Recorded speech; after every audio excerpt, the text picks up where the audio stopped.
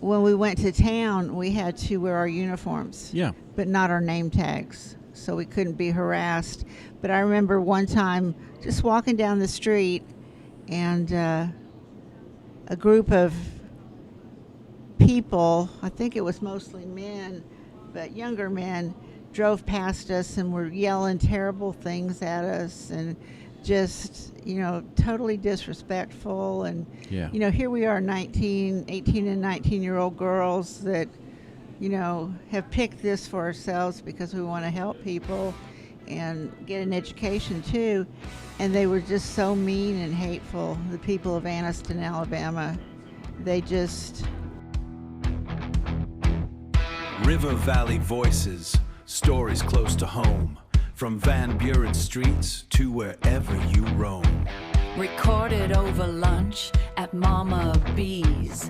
Talking with the people who shape our communities. A non-profit leader, a singer with a song, a mayor, a minister, Or someone proving us wrong. Good food on the menu, useful talk on the way. With information, fresh ideas, and something to say. Sit back, listen as long as you please. Because host Michael Woodruff is driving this bus, and he has the keys. This is the Arkansas River Valley Podcast. From time to time, we see the social media videos. A concerned Karen questioning a woman who parked in a veteran's parking space. Each time, Karen is educated.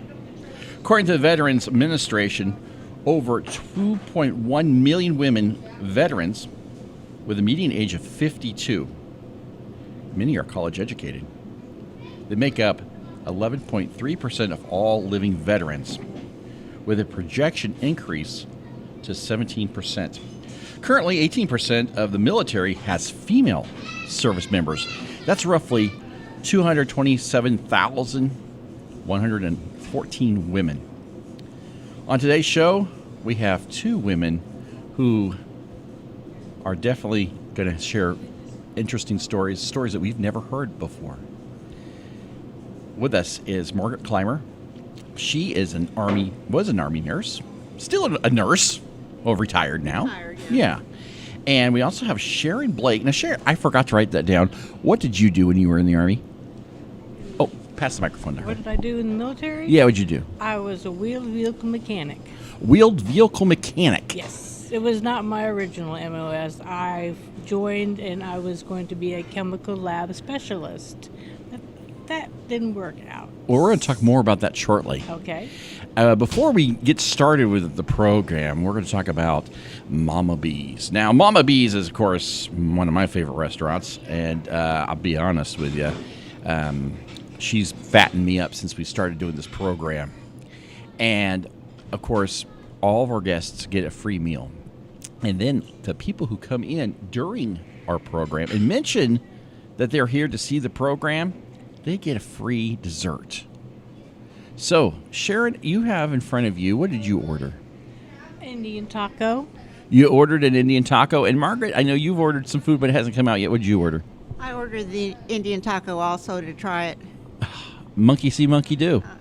Well, I did too. That's her best. I think it's one of her best meals. It's very good. It is very good. It's very good. So, anyway, so let's get on with the program. Let's start with Margaret. Margaret, tell us a little bit about yourself. Okay, I'm a retired registered nurse. I was in the Army for 3 years, 1972 to 1975, ages ago. I did my basic training in Alabama and ended up at Irwin Army Hospital in Kansas. After I got out, I used my GI Bill to go to school and get my RN. I was like the equivalent of an LPN in the Army, but we got to do so much more than what civilians got to do.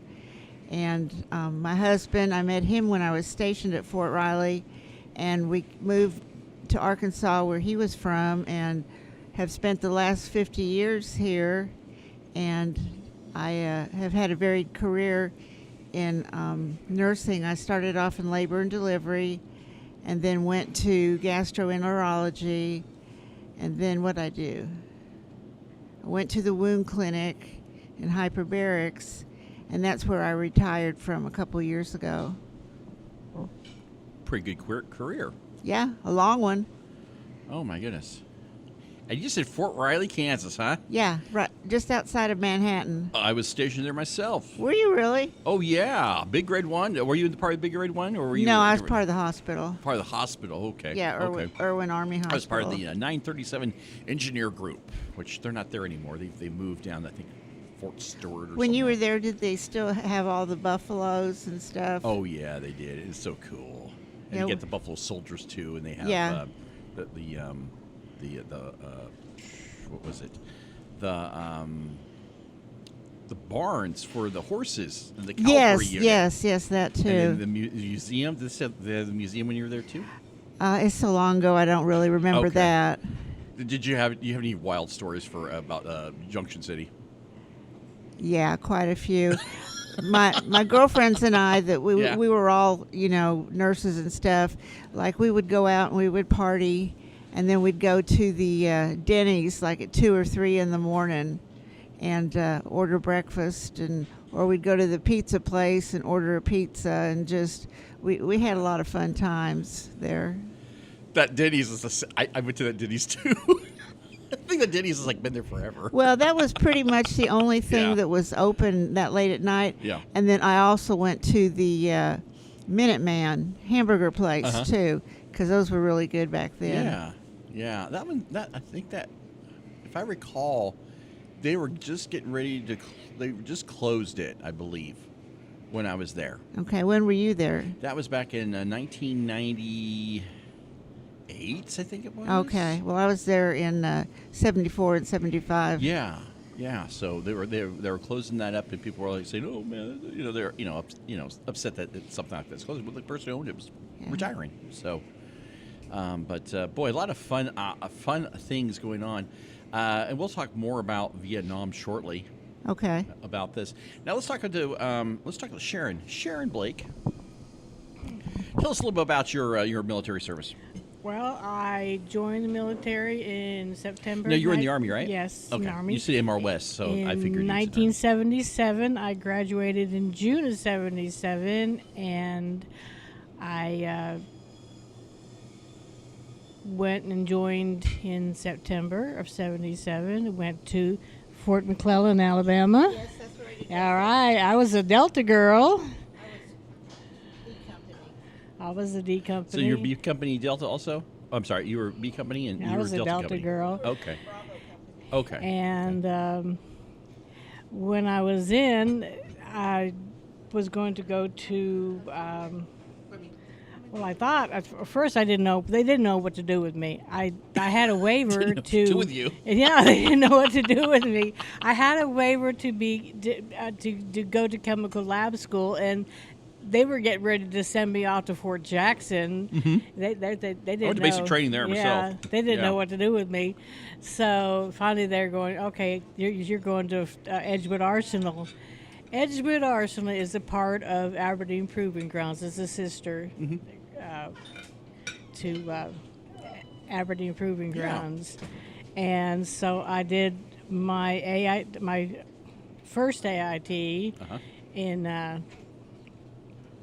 Edgewood Arsenal. Yeah. And, well, I'm terrible with math, with formulas, with numbers, so, So they I moved found you? that out real quick, no matter how I tried. Now you took the ASVAB to get into the Army, right? Yeah, I did. Well, actually, I had to take the ASVAB a second time to get in the Oh, Army. okay. Yeah, because I didn't qualify to get in the Army the first time. Okay. So I did take it a second time, and a lot of that, I think, and Margaret probably can verify that it's a lot of lucky guesses.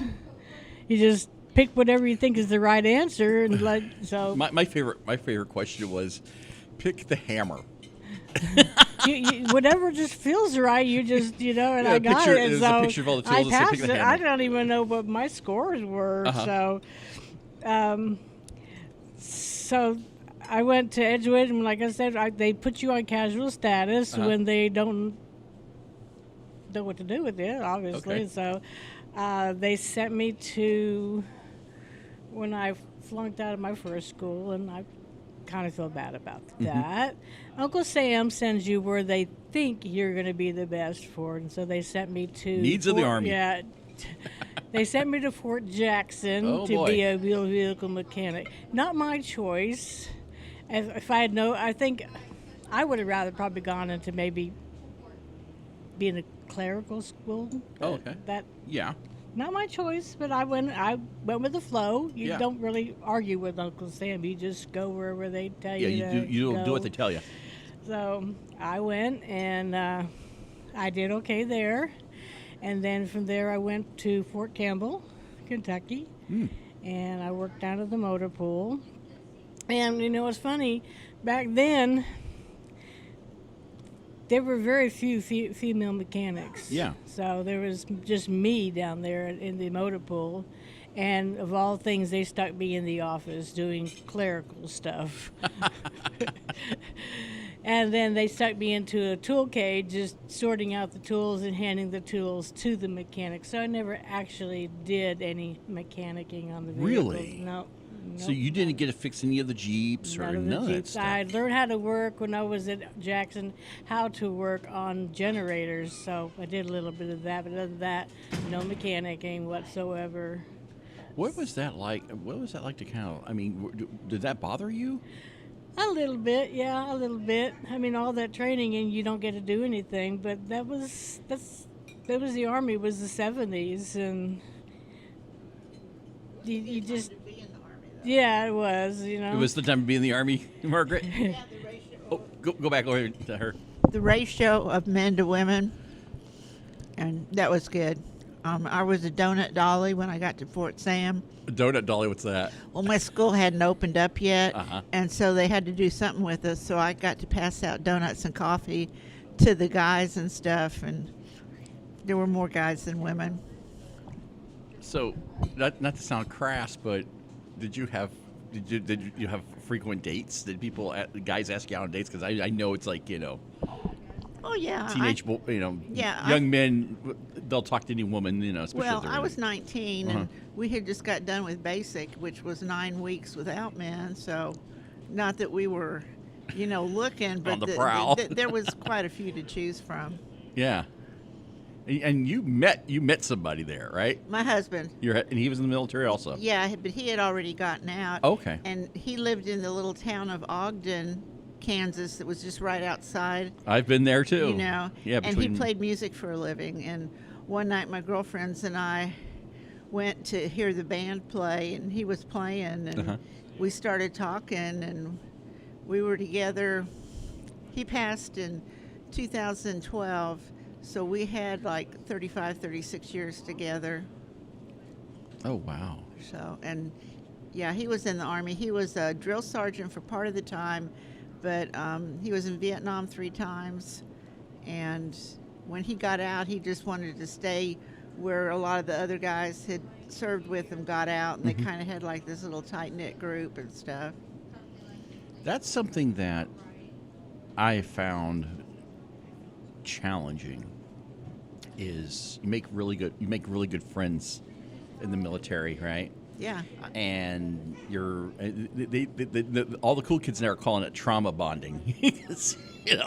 The military sucks, in some ways, and you're all in it together. You're all young. You're all doing your thing, and then when you get out, all of a sudden the world's totally a different place, and you're just like, oh, this is not fun. This is not good.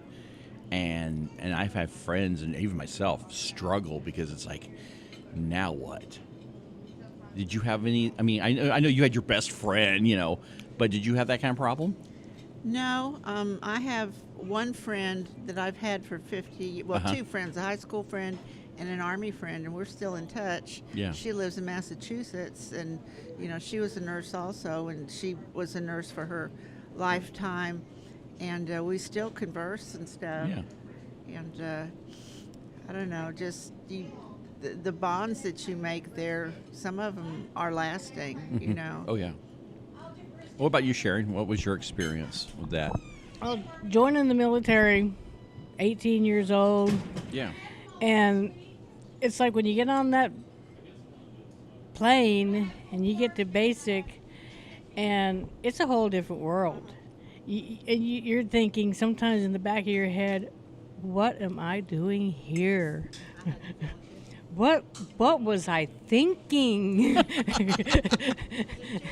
little buyer's remorse there for a second, huh? Okay, I'm here. Yeah. And it's kind of a make it or break it. I think it just tests you to see just what you're made of. Because when I was in, one girl went AWOL. She had a kid at home, and she went AWOL. Another one, I think, broke her arm, so she had to go through the cycle again.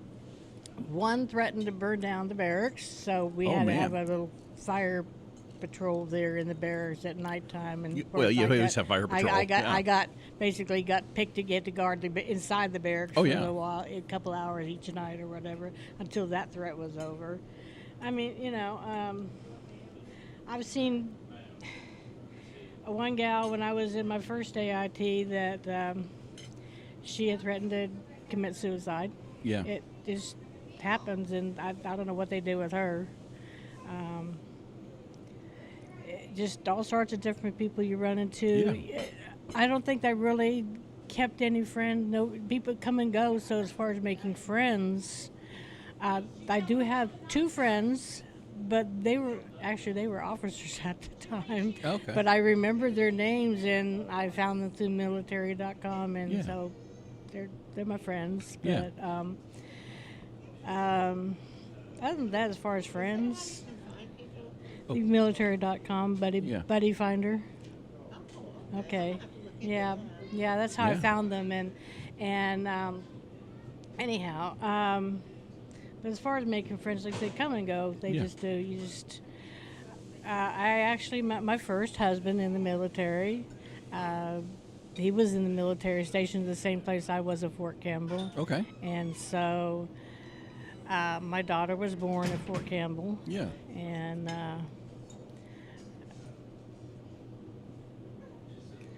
I was given the choice because I could have stayed in. Mm-hmm.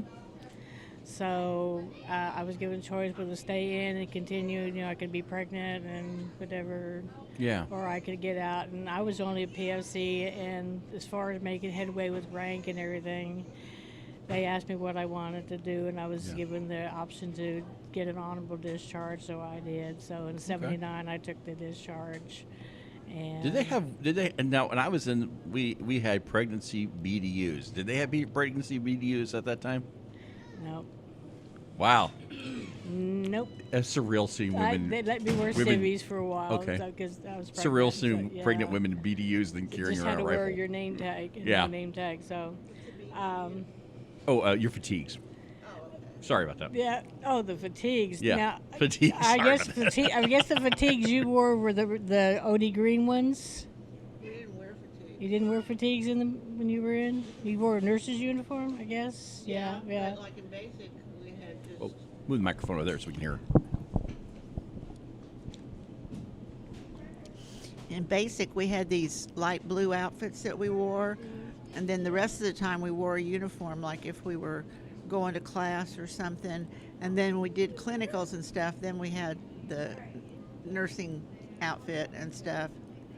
So you didn't have like a combat uniform that you were wearing? No, when we did our out in camp for a couple of days, but we'd always go back to the barracks at night. But they would issue us World War II fatigues, and we would wear those, and they were 100% wool. They're sweating. Yeah, real bad. Yeah. Now you sent me some pictures, and so when I edit this thing, I'll put the pictures up there. I try to get some from Sharon, but Sharon didn't have any pictures, so I'm sorry. Sharon, what you can do is you can send me some pictures just of you yourself, whatever we'll put on. There's people with a face with a name. But your pictures, on the other hand, Margaret, were very interesting. I have never seen pictures like that before. With your uniform and your service. I couldn't find any with me in my nursing uniform thing.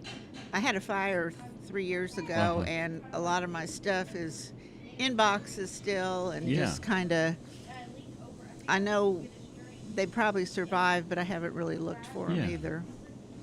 But they were fun, and then we'll be sharing them when Okay. we get with editing this, and you can see what we did with them. But anyway, here's what we're going to do. We're going to take a quick little break, and then we'll be right back. Word of mouth can travel far, but it may not say who you are. Tell the world with purpose clear, so the right folks stop and hear. Your story strong, your message true. Put your business into view. WoodruffMedia.com. And we are back. Welcome back to the program. And we are today. We're speaking with female veterans. This is really fun. Typically, whenever I'm talking to a veteran, it's like my grandfather or an uncle or something like that. Today, we're going to be talking to mothers and women, mothers and daughters and sisters today.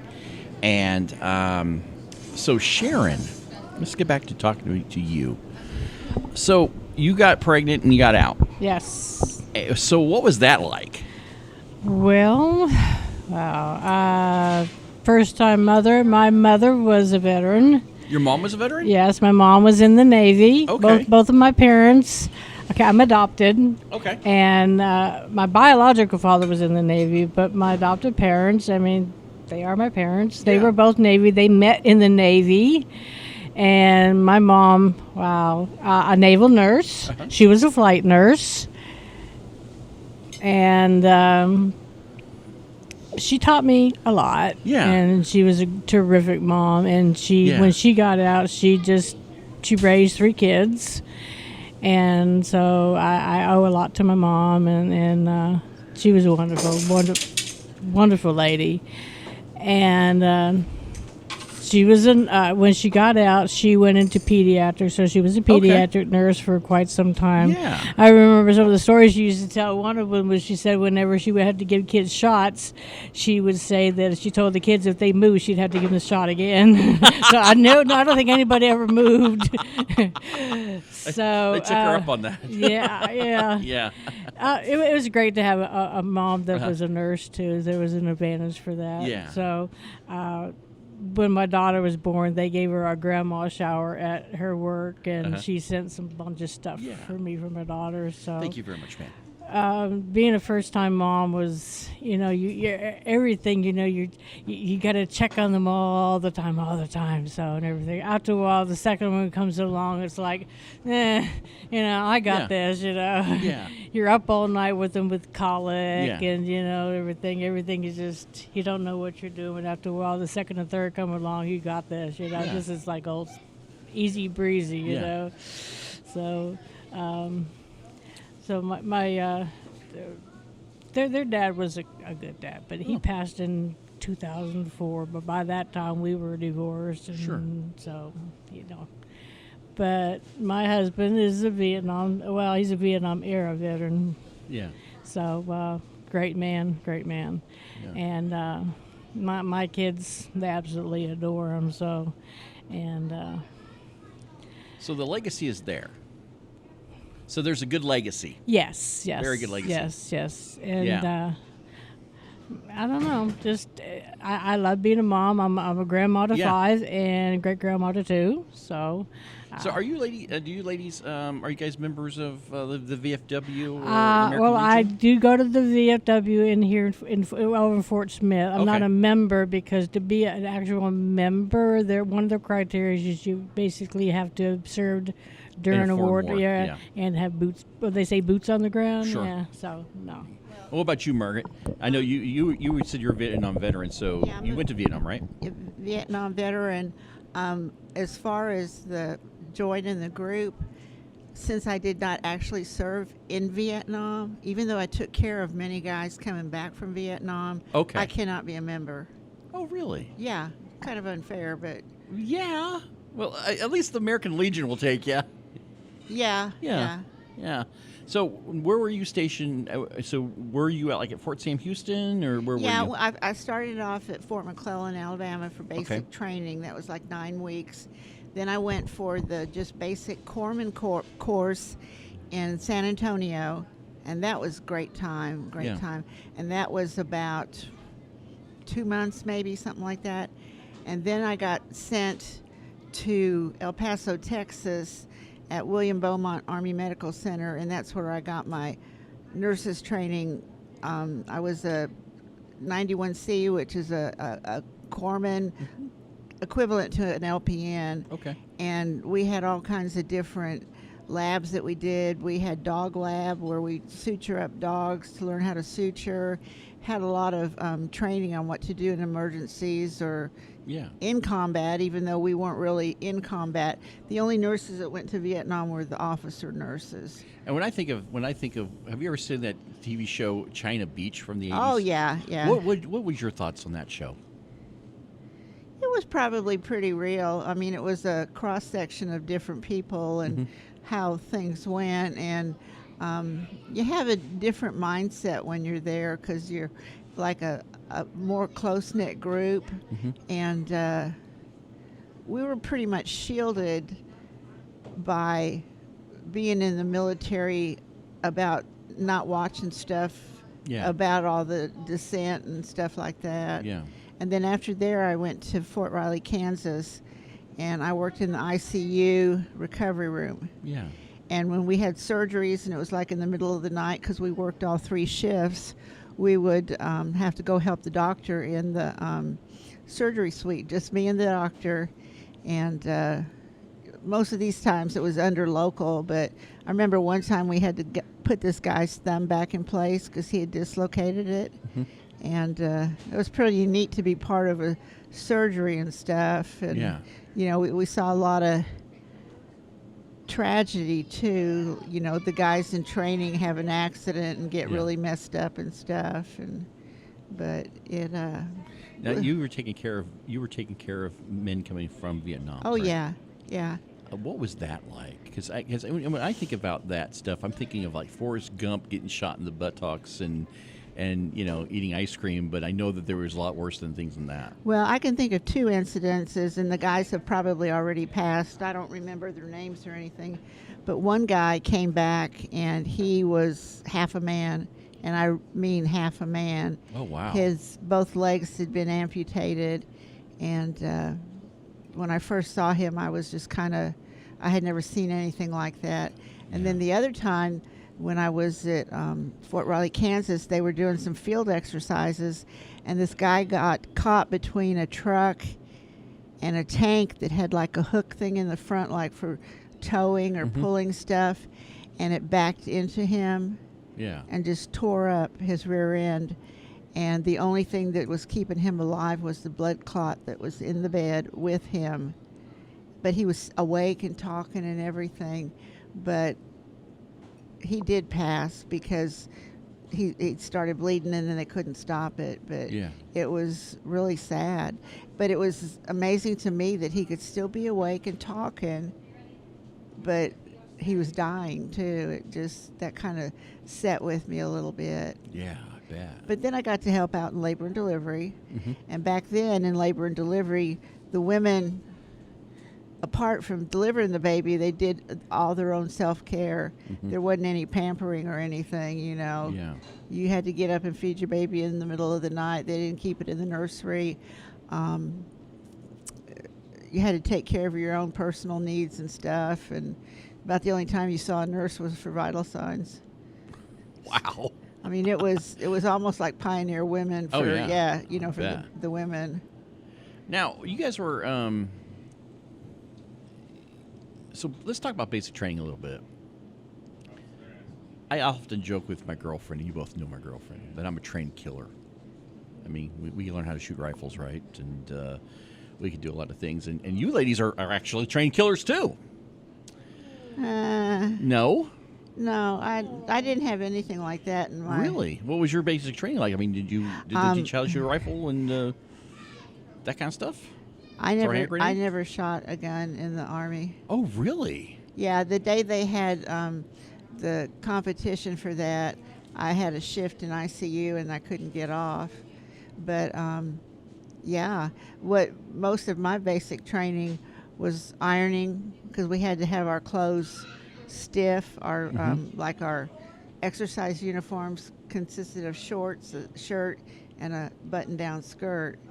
And it kind of was like almost denim material.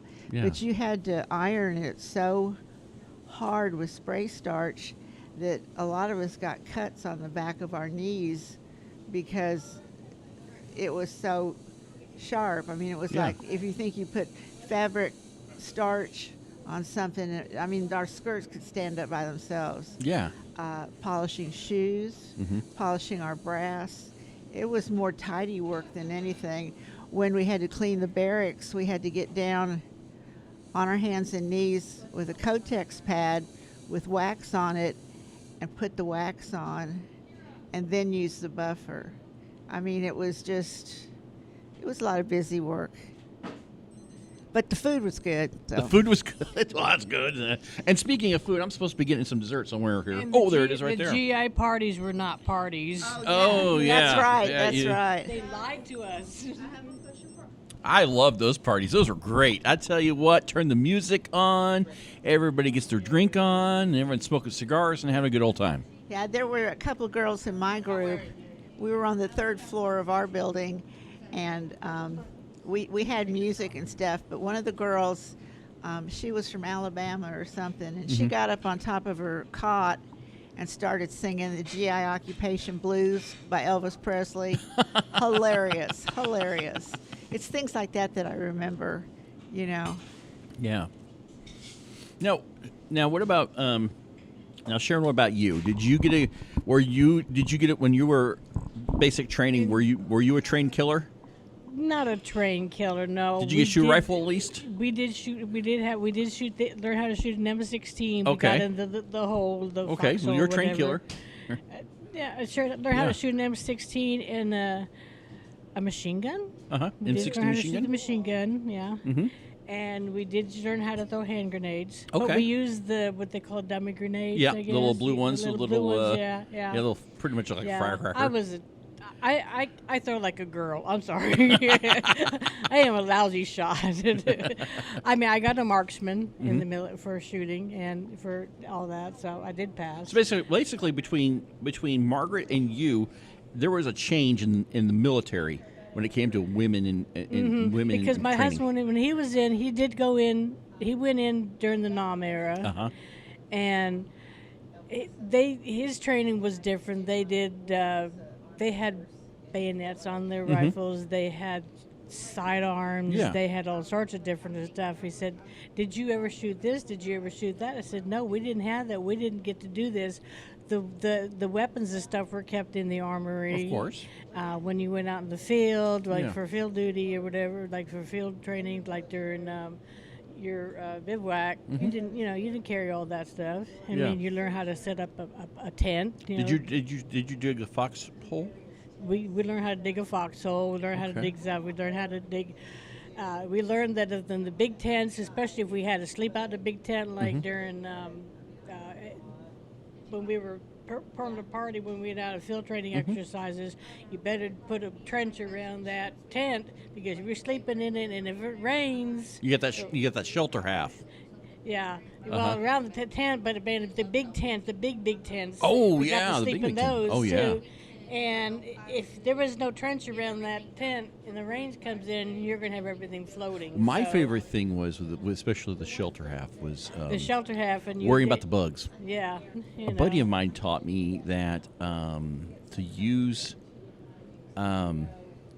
foot powder and put it around the tent, and that would keep the ants out. Oh, I guess it worked my 'cause we husband did said it, that when and, he was in, there you go.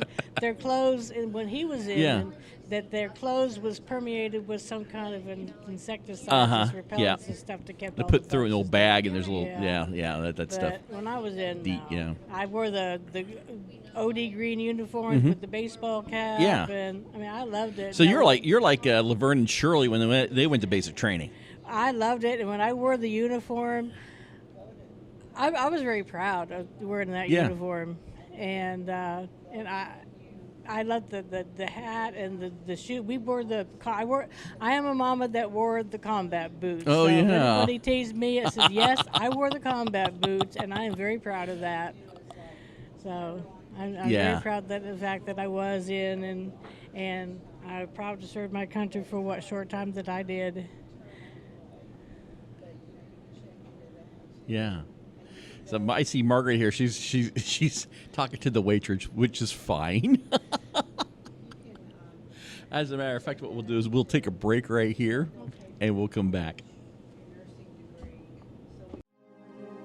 If you enjoyed this program and want to be a guest, send us a Facebook message or email Michael at woodruffmedia.com. We look forward to hearing from you.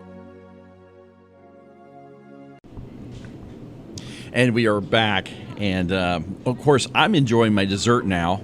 Pineapple upside down cake here at Momma B's. And you finished. You look like you're about done with your food. Yeah, I'm done. Yeah. Did you want any dessert or anything, No, Margaret? I'm fine. Okay. How about you, Sharon? You want any dessert? You're good too. Okay. All right. So we were talking about how both you guys, your services are like two different things, which was like amazing to me because I served with women, but they were serving right beside me, and they were trained killers like I am. You know, we did the rifles and the hand grenades, and we even combat hand-to-hand combat stuff. I didn't get to hit a girl, but they were doing the same thing, and we were serving right beside them. I had a female drill sergeant, a little short girl from Biloxi. I did too. And she yelling at me and all the time, and I'd call her ma'am because I'm such a polite man. I am not a ma'am. I work for a living. Get down, give me push-ups, private, and that's kind of what I did. And basically, she ended up breaking me of that. So no more being polite anymore. Yes, drill sergeant. So. I made the mistake one time of saluting indoors Oh. in basic training, so I was still learning. And the officer stopped me and said, "You do not salute indoors." And I went, "I don't know when to do it then." But if like a car came by that had like an officer sticker on it, You had salute to it. salute the car. Sure. Yeah. Yeah. So now that when you guys got out, did you guys become part of the Veterans Administration system? Come to the VA system, the hospital, and that kind of thing? No, not that.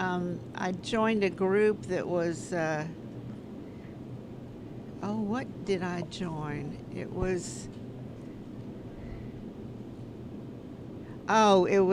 It had to do with the Monsanto lawsuit in Alabama. Was it Agent Orange stuff? No, Okay. it was.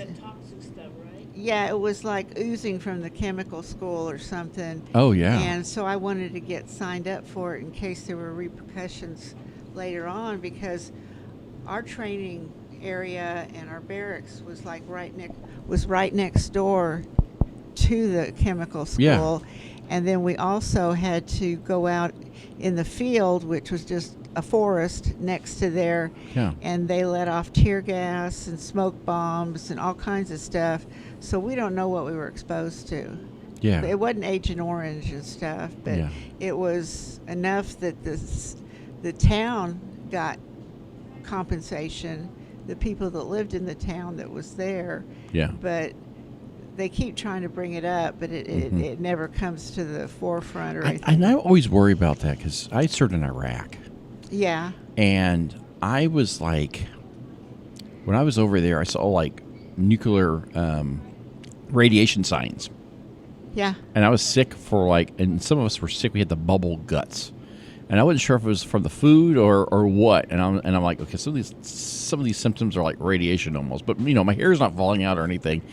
And I've always wondered if I was exposed to something. I haven't had any health issues, that I know of. Everything else I think is just related from just, being middle-aged and fat. Well, I know my husband had a lot of PTSD. Yes. When he came back, but he was in Vietnam 3 times. Yeah. And some of the things he told me that happened, I just try not to even think of it because I don't know how he could get through stuff like that. Do you have any? Working in the hospital. Do you have any PTSD? No. No. I mean, Okay. I was fine. Yeah. How about you, Sharon? Do you have any PTSD? Probably not, because you weren't in any war at the time, huh? Give her the microphone. What was it, Sharon? My husband, I don't know. I don't think he really has any PTSD. But your husband did? didn't. He went over to Germany. Okay, But okay. there was things going on in Germany at Yeah. the time during that. He Cold was War over era. in Germany when Kennedy got assassinated. Okay. So there was a lot going on over there. Yeah. that a lot of people don't realize. I don't think. Now, do you guys go to the VA hospital? No, I'm not eligible. I'm not eligible. You're not. Why not? I don't know. I've tried many a time. That's odd. My sister got VA benefits, but I never have been able to get anything. Keep trying. Really? Yeah. Yeah. Well, we'll see. Well, you know what? I'll call somebody and see what we can do. I was hoping to have somebody from the VA here. They never returned my call, which surprised me. They've always been good. How about you? Are you accessing that, Sharon? Oh, give her the microphone there. Yeah, my husband and I both have VA benefits. So we just get, we both go to the VA hospital and the VA clinic here in Fort Smith. So I would keep definitely trying and finding out what's going on. Yeah. Don't give up, girl. 50 years later. Huh? Oh, yeah. Yeah. I mean, I was in Things change all the time. It's like a lifetime. It's Yeah. a lifetime. Yeah. Give her the microphone again. What did you say? Trying. Yeah, okay, I will. You said it was a lifetime ago. You said it was a lifetime ago? Yeah, I went in 72, so that's like, what, 54 years ago? Yeah. I was just a baby then. You're still spry. My husband went in during the Vietnam era, so he Yeah. does, but he gets VA benefits. I mean, as far as Yeah. medical. Yeah, I have the VA stamp on my driver's license, and then I have my tag has veteran on it. Yeah, you should go. You should go over there and say Yeah. hi to them. Do you have your DD-240? Oh yeah, I carry it Yeah. with me all the time. Your And my DD-214? husband's- Uh-huh. Oh, wow. I still have it. Yeah, I got my card. So now that we've fast forward into a new era and women are now basically in combat positions and stuff like that, what are your thoughts on those things, Margaret? If you want to do that, go right ahead. You know, I Yeah. don't think I would have been strong enough to be a combat soldier.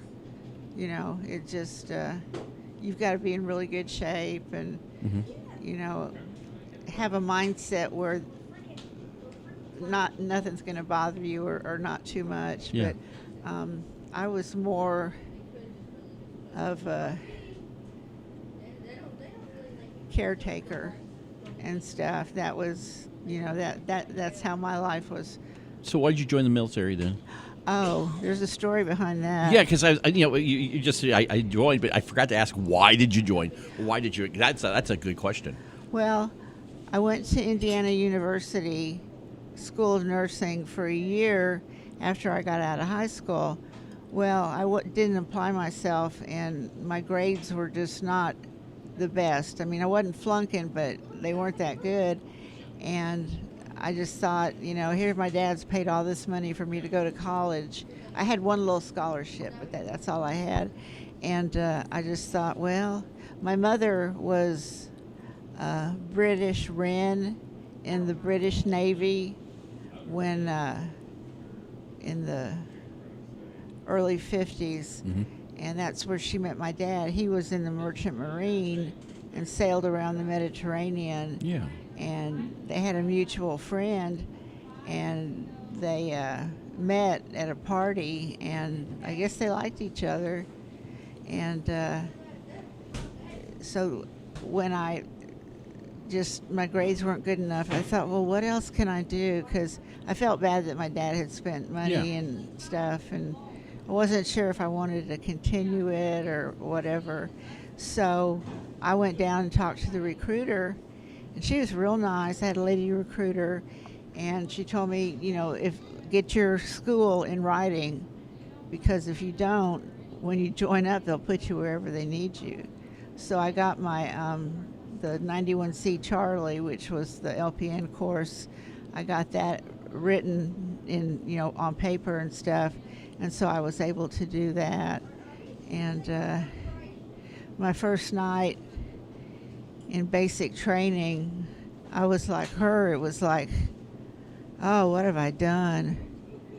And then it got better, but we had to, the first couple of weeks we were getting uniforms and shoes and getting all the accessories that we needed and stuff. And took a lot of time with that. And we did a lot of marching. And Fort McClellan was on a lot of acreage. And like to get to the mess hall, we had a mess hall close to us, but there was a bigger mess hall on top of the hill that we would go do KP there. Not in our own place, but the one on top of the hill. And then I also was honor guard, color guard. And we wore a little patchy thing on our arm, and we had to get up real early to get up on top of the hill and raise the flag.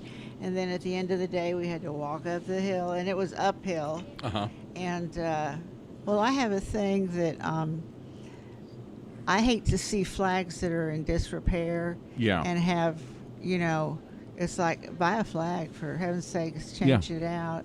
And I think I've turned people in before. I can't remember. But that's, and it's supposed to be lit up at night, not just, left flying forever. And What's your thoughts about people wearing a flag?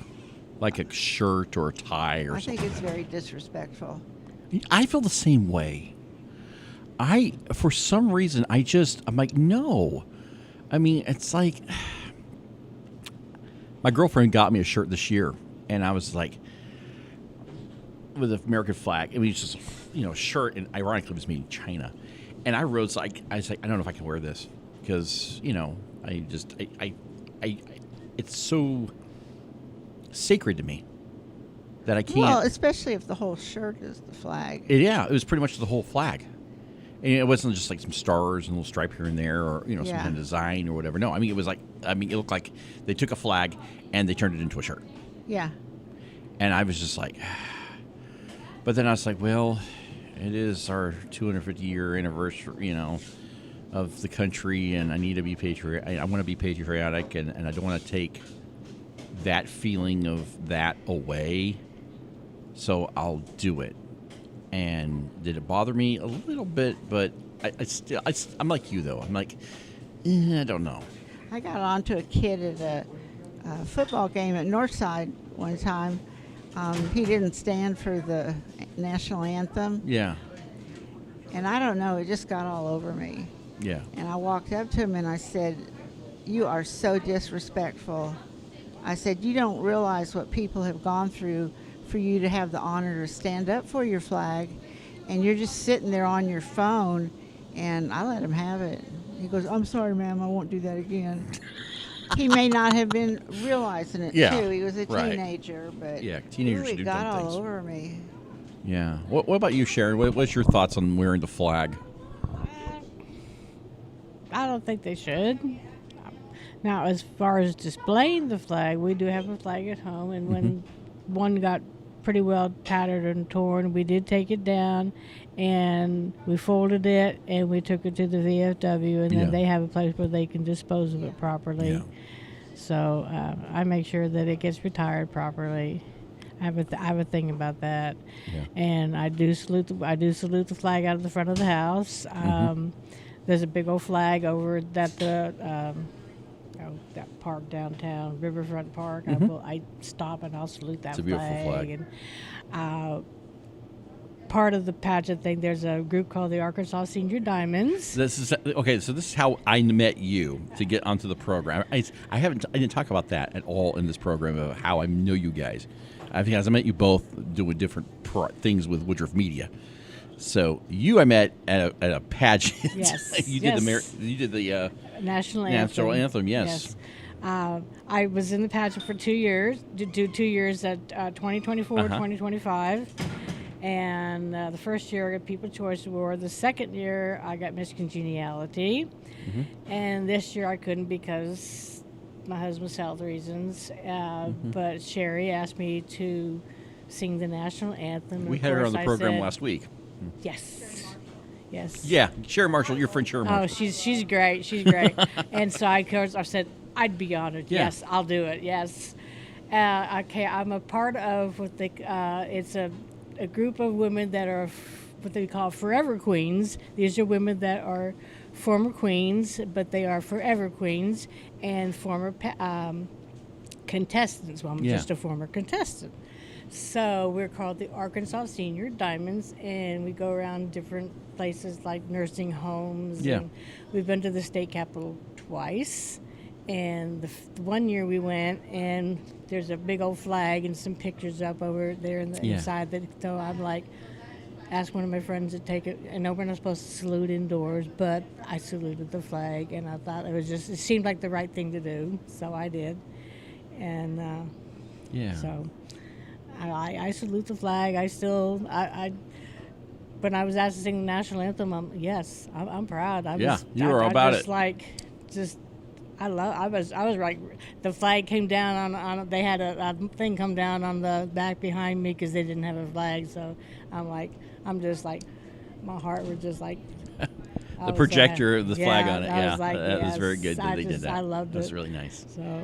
And for Margaret, I met you on a video project years ago. Oh, it hadn't been that long ago. Well, it was like 3 years ago. Yeah, something like that. Yeah, and we shot a really cool commercial. Yeah, that was fun. For Harmony, what was it called? Legacy Heights. Yes. Yeah, up there on the hill. So that was fun. You did a great job. Well, you and thank you. Sherry both did a wonderful job. Yes, ma'am? Oh, I'm sorry. No, I wasn't. Okay, I thought you were about to say something. Oh. Now, were you wanting to talk about some of the after we got out of the Army, how we were treated? And what was that like when you got out? Before I got out of the Army, when I was stationed in basic training at Fort McClellan, Alabama, when we went to town, we had to wear our uniforms, but not our name tags, so we couldn't be harassed. But I remember one time just walking down the street, and a group of people, I think it was mostly men, but younger men, drove past us and were yelling terrible things at us and just, totally disrespectful. And, here we are 18 and 19-year-old girls that, have picked this for ourselves because we want to help people and get an education too. And they were just so mean and hateful, the people of Anniston, Alabama. They just, I heard, and now I never saw this, and I didn't clear this with you guys before we started talking, but since we're talking about it, kind of, sort of, sexual harassment, that was kind of something that we talked about a lot in the Army. What was that like? Was there sexual harassment in the Army when you were in? Nothing ever happened to me, and all the guys were respectful, and it just, we were all really good friends, and if it happened, I never heard about it. Yeah. What about you, Sharon? There was, but I'd rather not talk about it. Okay, I understand. I'm sorry about that. So. Because if you reported it to anybody, they just kind of just didn't do anything about it. They shrug their shoulder and say, Yeah, it's like, yeah. Or you were asking for it. Yeah. They take it pretty serious in the Army now. Oh, boy, they take it serious. Yeah. So if there was anything that you could do, if you could go back in time, and I would ask this to anybody, any soldier, any service member, if you could go back in time, what would be the one thing that you would not do while you were in?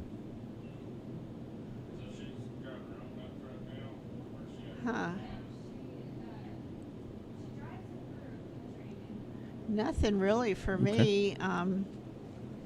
You got to remember it was the 70s, and it was, make love, not war. And, there were many opportunities in the Army for dating and stuff and, other things. But I never got in a compromising position or, anything. I still retain my values and stuff. And, I mean, there were a few things that maybe I shouldn't have done, but I learned from it, so. I think we all do that because we're young and dumb. But I won't talk about it. Oh, no. That's fine. because nobody in my family knows this. Oh my, yeah. Okay, well we'll keep that to ourselves. Yeah. Then. Some Army buddies, and we'll keep that off. We'll keep that on the down low, offline. What about you, Sharon? If you were to go back in time, what would be some of the things that you were like, yeah, I wish I didn't do that, or I wish I did do that? Maybe I should have joined the Navy. Should you join the Navy? My parents would have been happy. The boat's a little safer, huh? I think. Oh yeah, take that microphone. I think I did the right thing because I was always one of those people that always kind of did things just like my mom, my way. Yeah. My parents would have been happy if I joined the Navy. My brother tried to get me to join the Air Force. I joined the Army. Yeah. And I just did things my way, and I found out things the hard way. I learned as I went, and it was definitely a learning experience, and I'm proud of what I did. I'm happy that I made that decision. And this is the thing I've noticed is that when you ask people who said that they thought about signing up, right? Like, I've thought about enlisting, and they have a big regret. But the people who actually enlisted, none of them have any real regrets. I mean, they might say, I probably should have put my earplugs in when I shot that rifle, and now I got this ringing in my ears, or some goofy thing like that. But I have never heard anybody say, well, I wish I didn't do that. I think it was a learning experience. Yeah. You grow. You grow. Find out things about yourself you just didn't know. You learn that what you can do, what your strengths and your weaknesses are. Yeah. And it definitely changed me. I think I still fold my socks the same way I did when I was You Ranger roll your socks? Well, not Make quite. little They're boats? kind of all willy-nilly, but My towels I still fold in three. You still fold them in threes? I still make the bed same way. Uh-huh. But